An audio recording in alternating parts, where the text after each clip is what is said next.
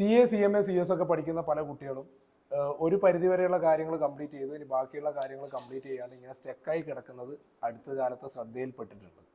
അപ്പോൾ ശ്രദ്ധയിൽപ്പെട്ടതല്ല, അത് മുമ്പേ ഉള്ളതാണ്. നമ്മുടെ ഈ കോഴ്സിൻ്റെയൊക്കെ ഒരു ഗ്രൂപ്പ് CMA ഇൻ്റർമീഡിയറ്റിൻ്റെ ഒരു ഗ്രൂപ്പ് പാസ്സായി, രണ്ടാമത്തെ ഗ്രൂപ്പ് പാസ്സായിട്ടില്ല, അല്ലെങ്കിൽ ഇൻ്റർ പാസ്സായി ഫൈനൽ കംപ്ലീറ്റ് ചെയ്തിട്ടില്ല, ഫൈനലിൽ ഒരു ഗ്രൂപ്പ് പെൻഡിങ്, ഒരു പേപ്പർ പെൻഡിങ് എന്നൊക്കെ പറഞ്ഞ് ഒരുപാട് ആൾക്കാരെ നമ്മൾ എന്ത് ചെയ്യുന്നുണ്ട്, ഡെയിലി കാണുന്നുണ്ട്.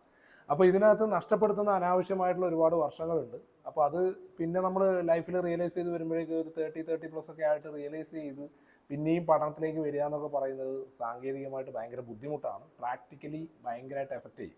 അപ്പോൾ കഴിഞ്ഞ 2-3 ദിവസങ്ങളായിട്ട് 1-2 ആൾക്കാർ ഇതേപോലെ കണക്ട് ചെയ്തിട്ടുണ്ടായിരുന്നു. ഇൻ്റർമീഡിയറ്റ് കഴിഞ്ഞ് 10 വർഷമൊക്കെ കഴിഞ്ഞു, അപ്പോൾ ഇപ്പം ഒന്ന് ഫൈനൽ കംപ്ലീറ്റ് ചെയ്താൽ കൊള്ളാം, അതിന് എന്താണ് ചെയ്യേണ്ടതെന്ന് ചോദിച്ചിട്ടാണ്. അങ്ങനെ പഠിക്കുന്നതിന് പ്രത്യേകിച്ച് പ്രായപരിധിയൊന്നും ഇല്ലെങ്കിലും നമ്മൾ ലൈഫിൽ ഇങ്ങനെ മുന്നോട്ട് പോയിക്കൊണ്ടിരിക്കുന്ന സമയത്ത് നമുക്ക് ഒരുപാട് കമ്മിറ്റ്മെൻറ്റ്സ് കൂടും. അപ്പോൾ നമുക്കിനി പഠിക്കണം എന്ന് ആഗ്രഹം ഉണ്ടെങ്കിലും പഠിക്കാൻ പറ്റണം എന്നുള്ള ഒരു അവസ്ഥ ഉണ്ടായിക്കൊള്ളണമെന്നില്ല. പിന്നെ രണ്ടാമത്തെ ഈ പറയുന്ന കോഴ്സുകൾ CA, CMA, CS ഒക്കെ ഒരു പ്രശ്നം എന്ന് പറഞ്ഞാൽ ഇൻ്റർമീഡിയറ്റ് കഴിഞ്ഞിട്ട് പ്രാക്ടിക്കൽ ട്രെയിനിങ്ങും കൂടി കംപ്ലീറ്റ് ചെയ്തിട്ട് വേണം ഫൈനൽ പഠിക്കുക എന്നുള്ളതാണ്.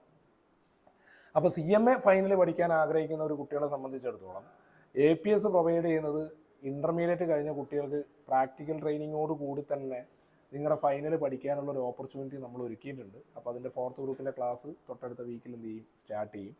3rd ഗ്രൂപ്പിൻ്റെ ക്ലാസ് അതിൻ്റെ കൂടെ കണ്ടിന്യൂസ് ആയിട്ട് ജൂണിന് ശേഷം എന്ത് ചെയ്യും, സ്റ്റാർട്ട് ചെയ്യുന്നതായിരിക്കും. അപ്പോൾ 4th ഗ്രൂപ്പ് പഠിക്കാൻ ആഗ്രഹിക്കുന്ന ആൾക്കാരുണ്ടെങ്കിൽ ഇതൊന്ന് നോട്ട് ചെയ്യുക, ഇതൊന്ന് അവർക്ക് ഷെയർ ചെയ്യുക. രണ്ടാമത്തെ കാര്യം, ഈ ഇൻ്റർമീഡിയറ്റ് ലെവലിൽ സ്റ്റെക്കായി കിടക്കുന്ന ഒരുപാട് കുട്ടികളുണ്ട്, പ്രത്യേകിച്ച് ഈ CAT കഴിഞ്ഞ് ഇൻ്റർമീഡിയറ്റ് പഠിക്കുന്ന ഒരുപാട് കുട്ടികളുണ്ട്.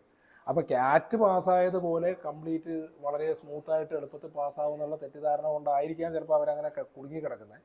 പക്ഷേ ഇൻ്റർമീഡിയറ്റ് പാസ്സാവണമെങ്കിൽ ഇൻ്റർമീഡിയറ്റിൻ്റെതായിട്ടുള്ള ഒരു എഫേർട്ട് ഇടണം. അപ്പോൾ ഇൻ്റർമീഡിയറ്റ് ഒരു തവണ എക്സാം എഴുതി കിട്ടാത്ത ആൾക്കാരോ, ഇനിയിപ്പം നിലവിൽ ഡിസംബർ എക്സാം എഴുതി അത് മുന്നോട്ട് പോവില്ല, നമുക്കൊന്നും കൂടി എഴുതേണ്ടി വരുമെന്ന് തോന്നുന്ന ആൾക്കാരൊക്കെ ഉണ്ടെങ്കിൽ അവർക്ക് വേണ്ട ഒരു സ്റ്റഡി ക്യാമ്പ് ജനുവരി 20 തൊട്ട് കണ്ണൂർ APS വെച്ച് എന്ത് ചെയ്യുന്നുണ്ട്, കണ്ടക്ട് ചെയ്യുന്നുണ്ട്.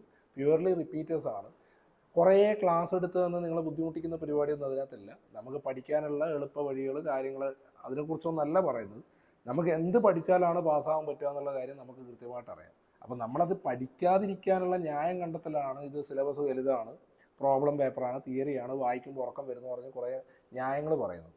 അപ്പോൾ ഇങ്ങനെയുള്ള ന്യായങ്ങളൊക്കെ എന്തുകൊണ്ടാണ് വരുന്നതെന്നും അതെങ്ങനെ ഒഴിവാക്കാന്നുള്ള കാര്യമാണ് നമ്മൾ കൂടുതലായിട്ട് ഫോക്കസ് ചെയ്യുന്നത്.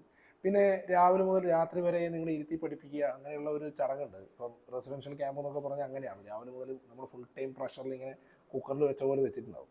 അപ്പം നമുക്കൊരു ഫ്രീ വില്ലോടുകൂടി നമ്മുടെ പോരായ്മകൾ എന്താണെന്ന് കൃത്യമായിട്ട് മനസ്സിലാക്കി അതിനെ ഘട്ടം ഘട്ടമായിട്ട് എലിമിനേറ്റ് ചെയ്യുന്ന രീതിയിലുള്ള ഒരു പ്രോഗ്രാമാണ് നമ്മൾ എന്ത് ചെയ്തിരിക്കുന്നത്, സെറ്റ് ചെയ്തിരിക്കുന്നത്. അതല്ലാതെ നിങ്ങൾ ഡെയിലി 15 മണിക്കൂർ പഠിക്കണം എന്നുള്ള ഒരു ഡിറ്റർമിനേഷനോട് കൂടി ഒന്നും വരണ്ട. നമുക്ക് മനുഷ്യന്മാരാണ്, മനുഷ്യന്മാർക്ക് ഏറ്റക്കുറച്ചിലുണ്ടാവും. ഇതിനിങ്ങനെ ഒരു ഗ്രാഫ് ഉണ്ട്. ഫുൾ ടൈം പഠിക്കുകയാണെങ്കിൽ ആൾക്കാർ അടിച്ചു പോകും. അതിന് കുറേ ഉദാഹരണങ്ങളുണ്ട്. നമ്മൾ കോട്ട എന്ന് പറയുന്ന രാജസ്ഥാനിലുള്ള നീറ്റിൻ്റെയൊക്കെ ഒരു സ്റ്റഡി സെൻറ്റർ, ഒരു ഹബ്ബാണത്. അവിടെയൊക്കെ എത്ര കുട്ടികളാണ് ആത്മഹത്യ ചെയ്യുന്നത്. ഈവൻ നമ്മൾ കേരളത്തിൽ തന്നെ എൻട്രൻസ് എക്സാമിന് വേണ്ടിയിട്ട് ഇങ്ങനെ തിളപ്പിച്ച് വെച്ചിരിക്കുക. അപ്പോൾ നമുക്ക് CA, CMA, CS ഒന്നും പ്രൊഫഷണൽ കോഴ്സുകൾ അത്ര തിളപ്പിച്ച് വെക്കേണ്ട കാര്യമൊന്നുമില്ല. കാരണം ഇതിനകത്ത് നിങ്ങൾ റാങ്ക് ലിസ്റ്റിൽ പേര് വരണമെന്നൊന്നുമില്ല, ജസ്റ്റ് പാസ്സായാൽ മതി. അപ്പോൾ ഈ പാസ്സാവാനുള്ള കാര്യങ്ങൾ ഉൾക്കൊള്ളിച്ചു കൊണ്ടുള്ള ഒരു പ്രോഗ്രാം നമ്മൾ എന്ത് ചെയ്യുന്നുണ്ട്, റൺ ചെയ്യുന്നുണ്ട്. താല്പര്യമുള്ള ആൾക്കാർ അതൊന്ന് ജോയിൻ ചെയ്യുക. ഇത് നിങ്ങളുടെ ഫ്രണ്ട്സിനൊക്കെ ഒന്ന് ഷെയർ ചെയ്ത് കൊടുക്കുക. അപ്പോൾ നമുക്ക് താല്പര്യമുള്ളവരെ അവിടെ വെച്ച് കാണാം. അപ്പോൾ ഫൈനലിൻ്റെ ക്ലാസ് തുടങ്ങുന്നുണ്ട്. അത് റെഗുലർ ബാച്ചാണ്, ഓഫ്ലൈൻ ബാച്ചാണ് with practical training. Then CMA intermediate പഠിക്കുന്ന കുട്ടികൾക്ക് റിപ്പീറ്റേഴ്സിനുള്ള special batch. All the best.